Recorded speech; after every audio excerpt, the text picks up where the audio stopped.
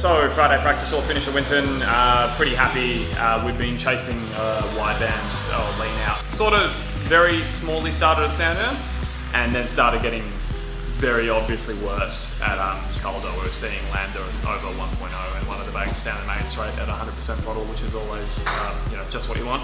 Luckily after a bit of in between rounds, getting injectors cleaned and fuel filter in, first session out and then the whole rest of the day it's been 0.87 down the whole main straight every time, so very happy with that. Got another set of wheels that are a little bit wider on the rear, which meant I was able to run some slightly bigger tyres that were very kindly donated to me off Warren's Mark car after Calder last round. That made quite a bit of difference. Not that it's anything good to be running this match 6 front to back, but it's what I've got. But having the bigger size was definitely, some corners of Winton could get away with murder on the exits. Definitely induced a bit more understeer as well, but overall they were quicker. So finally, after having this car for over 12 or so years, got the thing into 29s, which I'm very stoked with. Gearbox is much nicer to drive Winton with good gear ratios compared to the 0.6. Motors hanging on for dear life, starting to push a bit of oil. Pretty unsurprising given the amount of Ks it's done now on the racetrack. So shouldn't even have still been in this weekend, but it is. So just needs to make it to the end of it.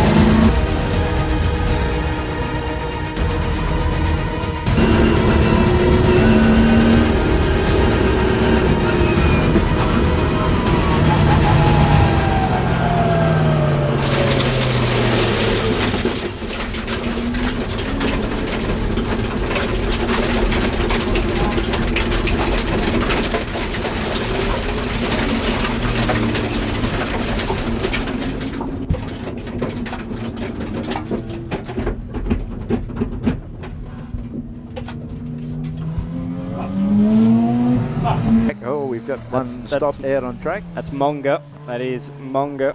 Aiden Monga in the Nissan Silvia.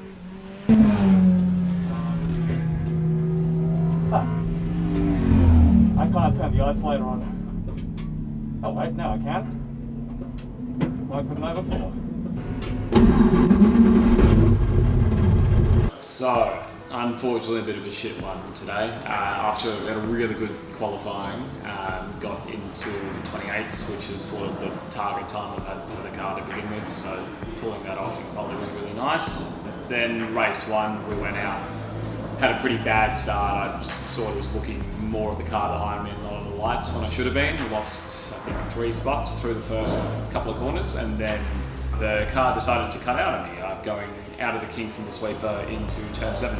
Isolator was still on and flashing at me, but nothing had any power. And then I frantically was trying to think what the fuck is wrong.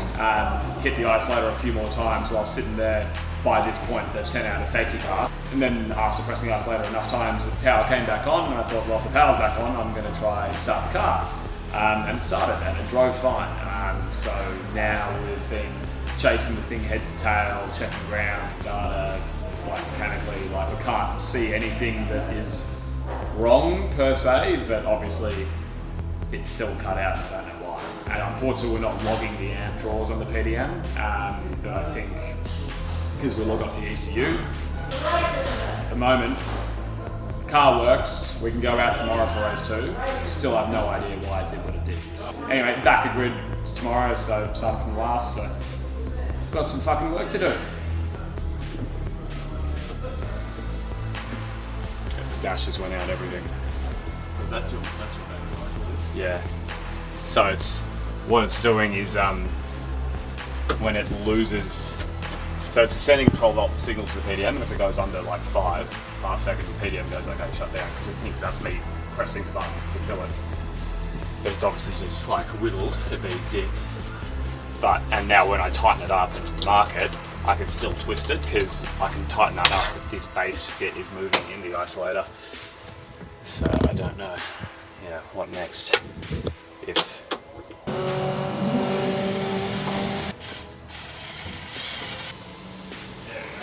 there you go, 50.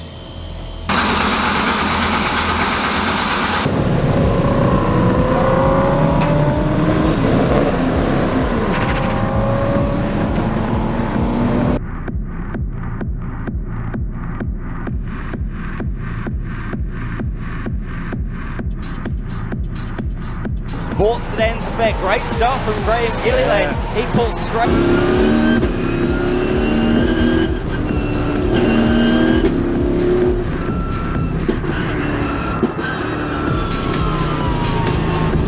Cossack has got past all big damage. Problem for Lacey down towards turn number 2. Is that the engine that's gone up? It is. Huge flames out the tail of the Mustang. He's got the brake lights on the engine. It's given way spectacularly, and there is oil all over the racing line on the run to turn number 3.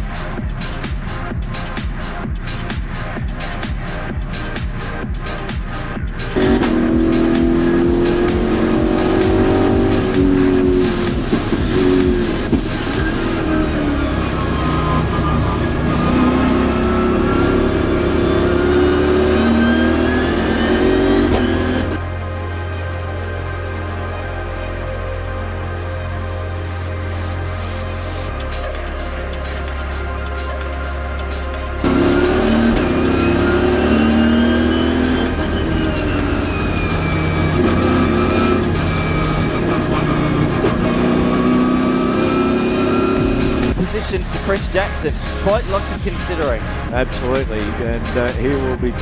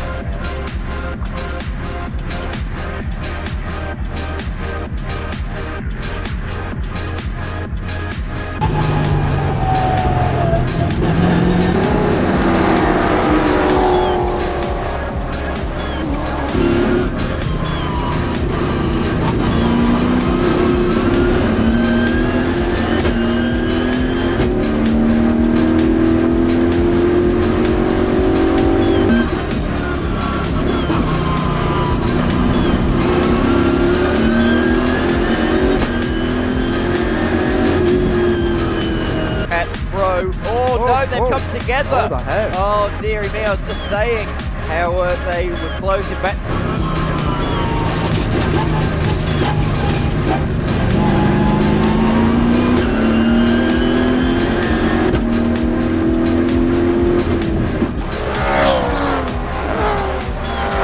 Glided at turn 11 on the last lap.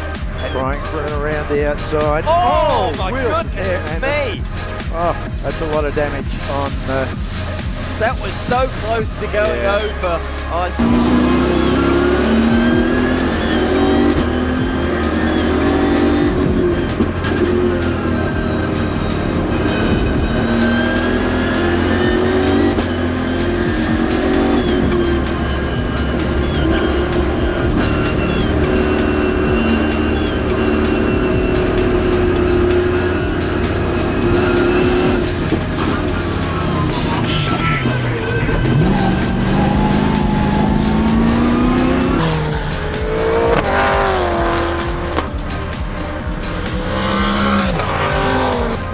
Say, big props to car number 75, the Sylvia driver Munger. He's been in and around the top 10 all weekend. However, he stayed completely out of trouble in this race. Did his PB lap on the last lap, and as a result, he's in 5th position outright, legitimately. Then all he's done really is to stay out of trouble, out of harm's way.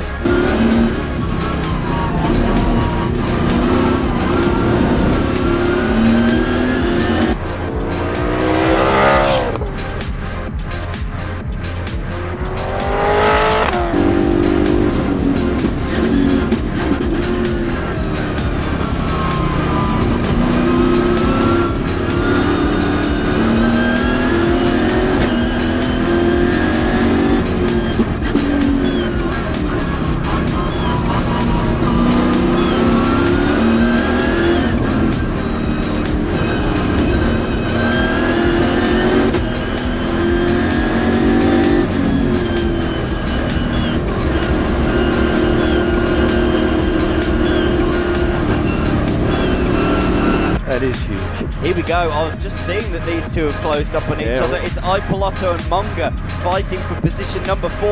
Will the Sylvia sling one up the inside at turn 7? No. Sylvia's very strong in this section of the track though. This nimble, tight, technical section is where the Sylvia certainly has the strength over the Commodore, but he's got to do it soon because now Ipolotto is into his strength area. The big straights, the V8 comes into its own here, but the light Sylvia is better under brakes, and Ipolotto finds that he feels it.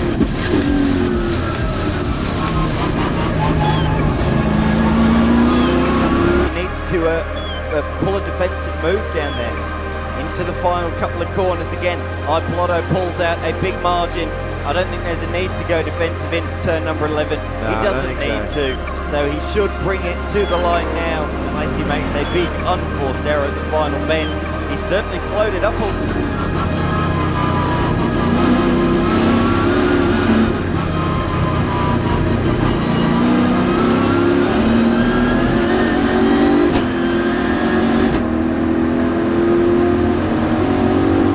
In 4th position ahead of Munger and Lynch, who closed in late as well. All three of them separated by a smidge over a second in the end.